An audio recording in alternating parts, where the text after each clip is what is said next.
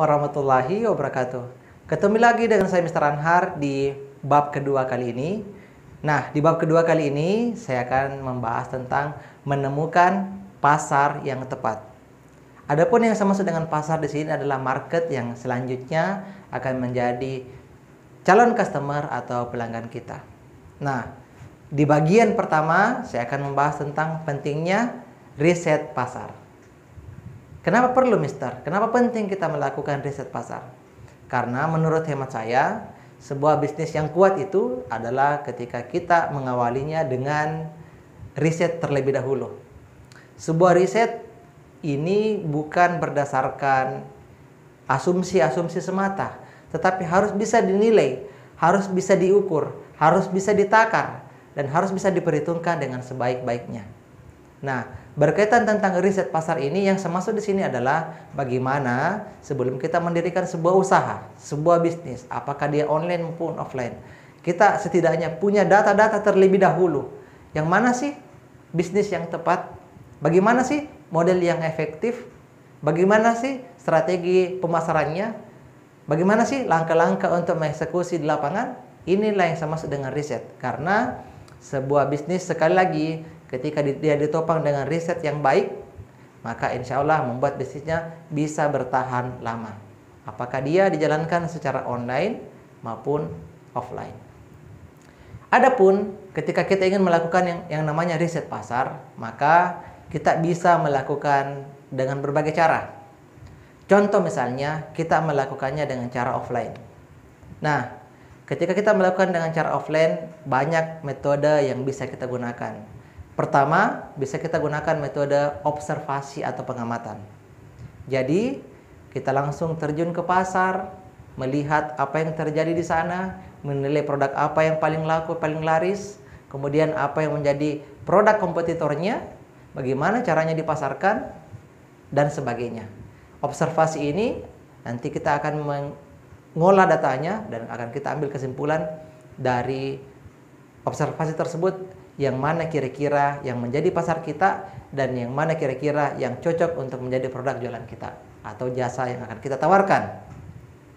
Yang kedua, riset ini bisa dalam bentuk wawancara langsung.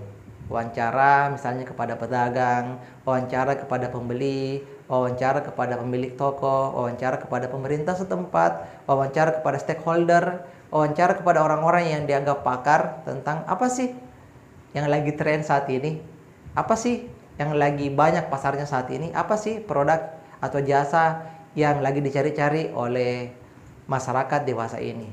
Dengan cara wawancara atau interview, maka kita bisa mendapatkan data yang valid yang akan bisa kita simpulkan kemudian tentang apa pasar yang tepat untuk produk kita atau apa produk yang tepat untuk pasar kita. Ya. Yang ketiga, kita bisa membuat riset secara offline, yaitu lewat kuesioner atau lewat daftar isian.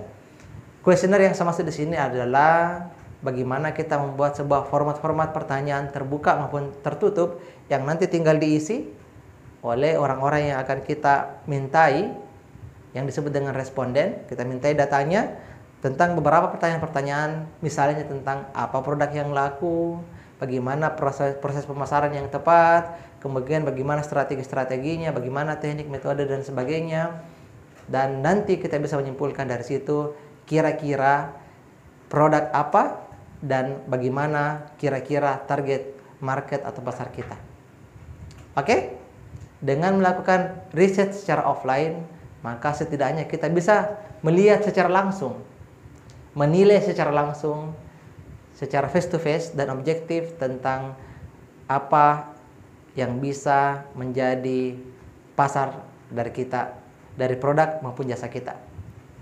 Yang kedua, riset yang kita lakukan bisa juga secara online. Yang saya maksud di sini adalah kita bisa memanfaatkan fitur-fitur yang ada di internet untuk memajukan bisnis-bisnis kita. Contoh misalnya, kita bisa menggunakan pencarian di Google dengan mengetik kata-kata kunci tertentu yang akan kita gunakan sesuai dengan produk kita. Contoh misalnya, kita mengatakan jenis kuliner terlaris, atau kita mengetik pakaian trendy masa kini.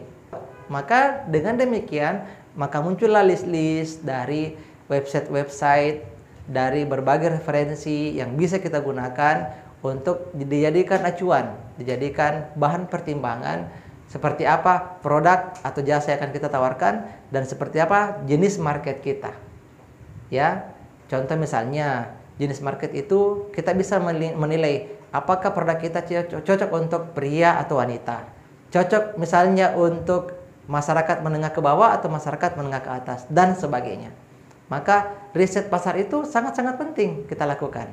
Karena dengan demikian sekali lagi ketika nanti kita akan launching, kita akan menawarkan, kita akan mempromosikan sebuah produk atau jasa, kita sudah punya pasar yang tepat, yang siap untuk menyerap, yang siap untuk menerima produk atau jasa yang kita tawarkan.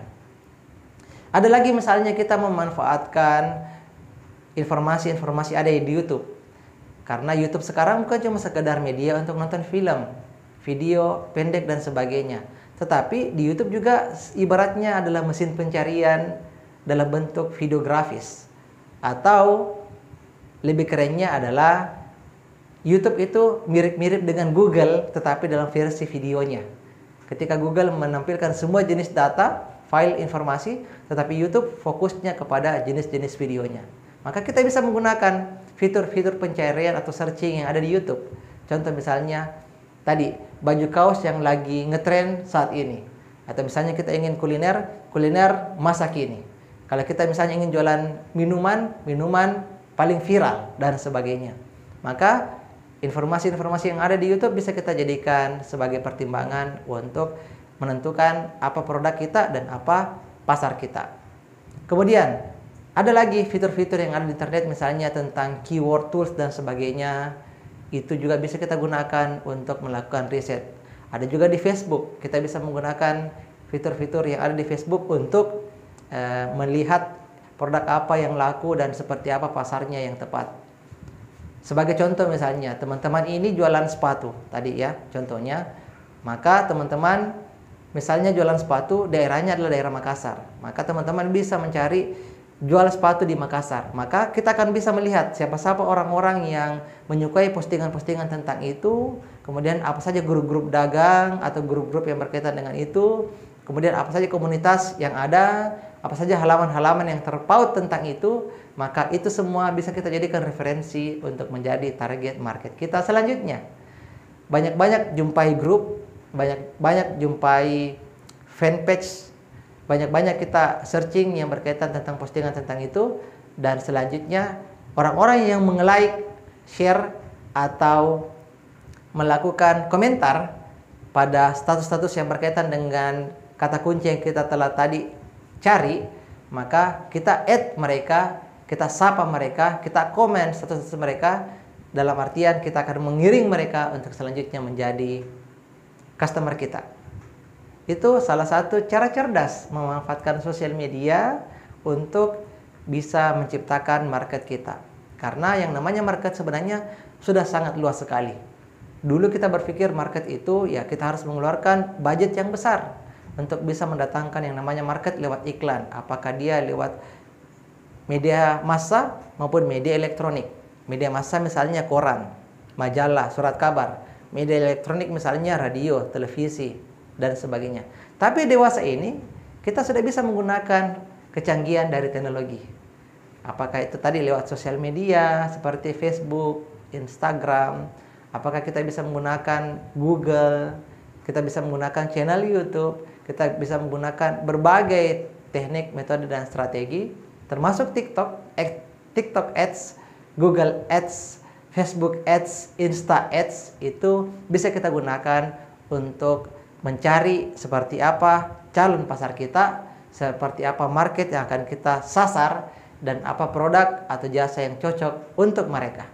Semoga materi ini bisa bermanfaat. Sampai ketemu di video selanjutnya. Assalamualaikum warahmatullahi wabarakatuh.